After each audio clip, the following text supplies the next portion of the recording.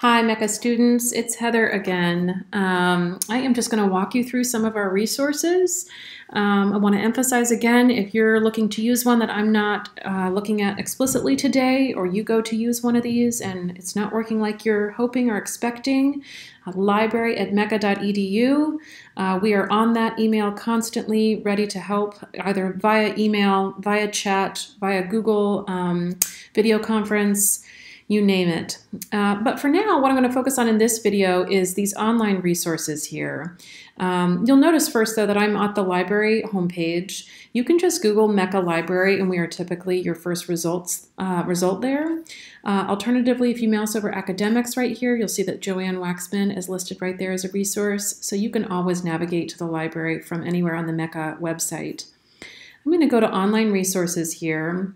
Many of you have probably visited this page in the past, but I encourage you to look through it carefully again. Many databases and ebook vendors have made their collections open and free during this time of the COVID crisis, which is really great for us as we struggle to supply you with physical materials. So there's new stuff on this page that was not there a few weeks ago. You'll see down here these new databases with green book icons next to them. These are databases that have ebook material in them. I would note that we are continuing to add to this. I expect resources to continue to populate on this page for at least the next week, possibly even into the second week of April. So again, please check this again and try to determine which ones of these might be a good fit for you. I'm just going to start with one of our workhorses here. I'm going to search Academic Search Complete and Art Full Text. While it loads, I just want to mention that the internet is busy right now. I have used this database a few times today already and had a little bit of delay, a frustrating amount of delay getting into it. And in all of those instances, if I just stayed patient and either tried a different database or kind of stepped away from my computer for a much needed stretch or glass of water, it had self-resolved by the time I returned. So just stay patient, try it a few times. But again, if you feel like you have been patient and you have done that, library@mecca.edu, we will figure it out for you or pull the article out of the database you were hoping to find. I'm just going to do a quick search here. I'm going to do art history. You'll see I'm starting to get prompted for some things, and I'm just going to leave it at art history and culture. And I'm just going to put gender in here to kind of narrow my search just a little bit. You'll see there's many other options. You can certainly type on into a phrase that is not listed there. That will work too. I'm going to go ahead and click search here. Just kind of see how much stuff we get back. We have a fair bit to look through, almost 300. A couple of things before we even kind of go looking here. Over here on the left can be really helpful for certain assignments to note that you can limit your results to just scholarly or peer-reviewed articles. I'm sure that you have been asked in some cases for your assignments to use either a certain number of those or just those. So for this search, I'm just going to go ahead and do that. So we started with 297, now we're at 237, so we pulled out quite a few, 60 or so. The other thing that can be helpful, if you scroll down here far enough, you'll see that, for example, this 6th article, something about Mary from 18th century studies, we don't have access to this article. We have information about it, but it's not in our subscription right now. We normally say, don't hesitate, go for it, request those and we'll get it for you.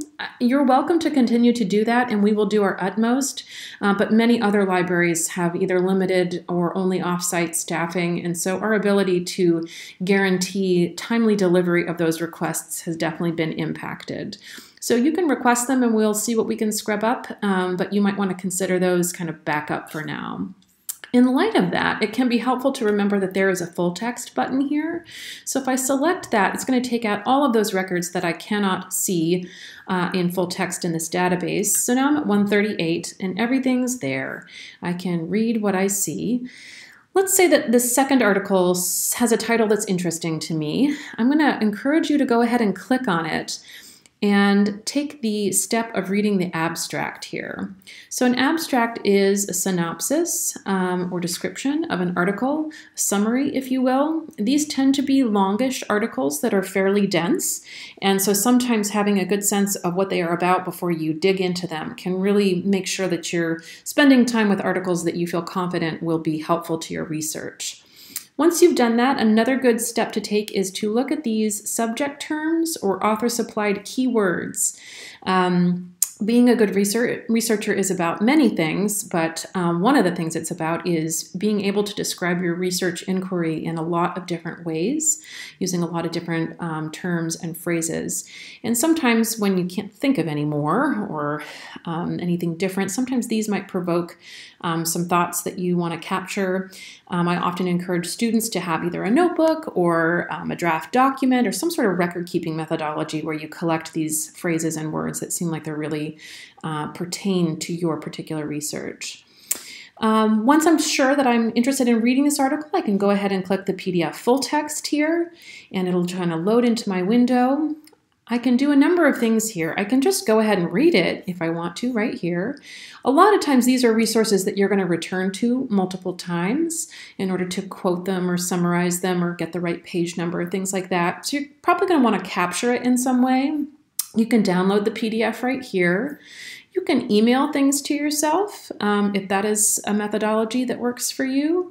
You can save it to a folder, although I would caution you that adding things to a folder in this database is a browser session based methodology. So if you were to close your browser and come back, it might not be in there anymore. So you might want to watch out for that. You can save it to your drive right here. Lots of really great resources for just grabbing that article there. I'm going to go back to the record really quickly because I want to make sure you know about one more thing here, which is this Cite button. It was available on the previous screen, I'm just realizing. But if you click that Cite button here, it's going to bring up different citation styles for your article, and you'll find Chicago listed in there. I want to stress that these are not perfect, these citations here, but they are a great first start. So again, I really always encourage students to grab that, stick it in your document somewhere, and then take the extra step of really scrutinizing it to determine if it is perfect. So that is there. Let's see, I'm going to go back to my results list and trying to think if there's too much more I want to add here. Just the last thing over here, sometimes students can find it helpful to limit by date, particularly if they're finding content that's too old to be relevant to your particular inquiry. But academic search, I consider this like got a lot of bells and whistles, makes things pretty easy for students, and so oftentimes this is a really great place to start with your research here. I am going to close out of this one, and I am going to go back to this long list of different databases. Many students are familiar with and enjoy using JSTOR, so I'm going to open that guy up, just take a look at it.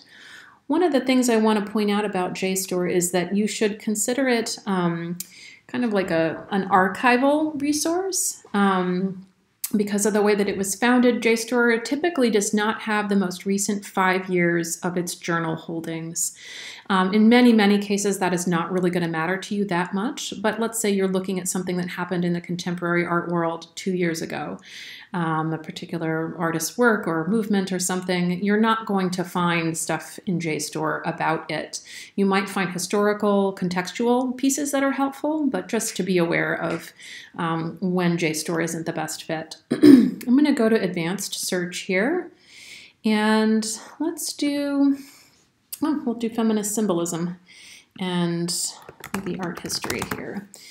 You can add a search box. Most databases have that feature, and I'm going to leave it with content I can access. I want to say specifically that JSTOR is a database that we know that we'll see expand dramatically in the next week or so as they make their stuff more freely available to us.